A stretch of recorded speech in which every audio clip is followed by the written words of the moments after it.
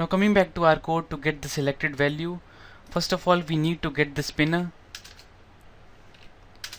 in which we stored the values using array,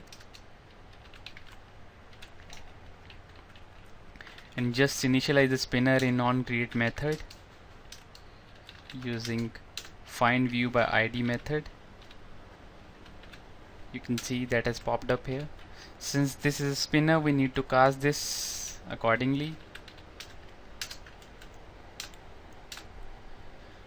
Now earlier when we used onClick listener for button, we implemented onClick listener. Similarly for drop down list, we have on item selected listener interface which will provide us the methods for handling the events of drop down list.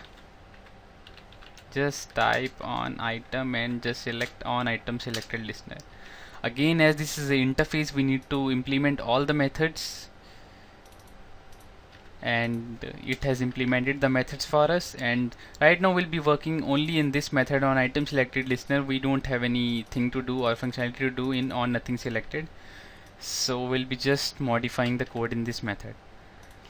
Again, for this we need to set on item selected listener which will handle this, and again this class is only responsible for handling this, so we'll just give this, and whenever any item will get selected, then automatically this on item selected method will get called, and whatever functionality will be writing in this method, that will be executed. Again, I'm printing it using toast context. Again, it takes a parameter of parent and we'll get context from this parent only using parent dot get context. And again in text, now in radio buttons we had which index got clicked. Again in this we have position in this method which was given to us by that interface. This position will give us the position, that which position was selected, and all the values in this adapter view are basically present in this adapter view. Then in this we can use parent dot get item at position, and again this position variable will give us the position, which position was selected, and again duration, you know, toast dot length underscore long or short, you can choose that. And again, as this is not string, we need to cast it into string.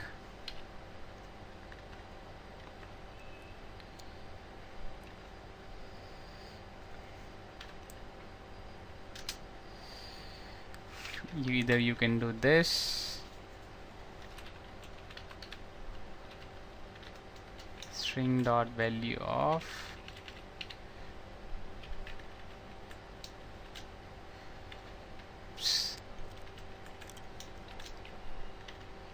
and again to show this you need to do show, only then this message will appear. So now we have it ready, and now whenever we'll be clicking any item, this toast message will show the appropriate value. Our values were apple, orange, mango, and by default apple was selected, so whenever the application will start, apple will be automatically coming in toast dot or in this toast message. So let's run that.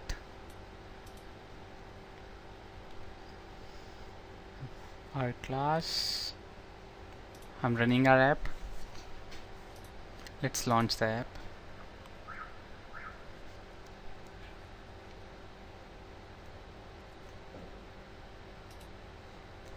Right now it's showing the indexes. So to get the value, it was get item ID at position. So you can use this method, get item at position. So I showed you position will store what value or what value at which position was selected, and to get that you can use get item at position, and now when we'll run it will show the value.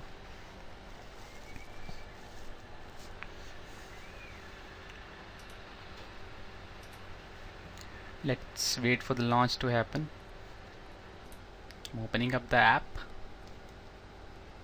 and you can see apple appearing up here.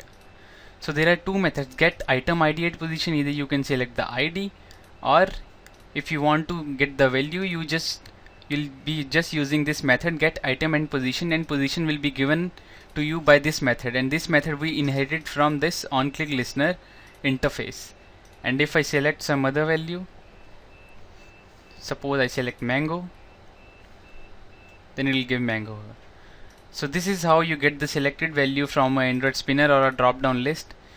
And this was about static list. We just gave the value using strings.xml and using a string array, and in the next video we'll see how to give it or give the values to a spinner using Java code.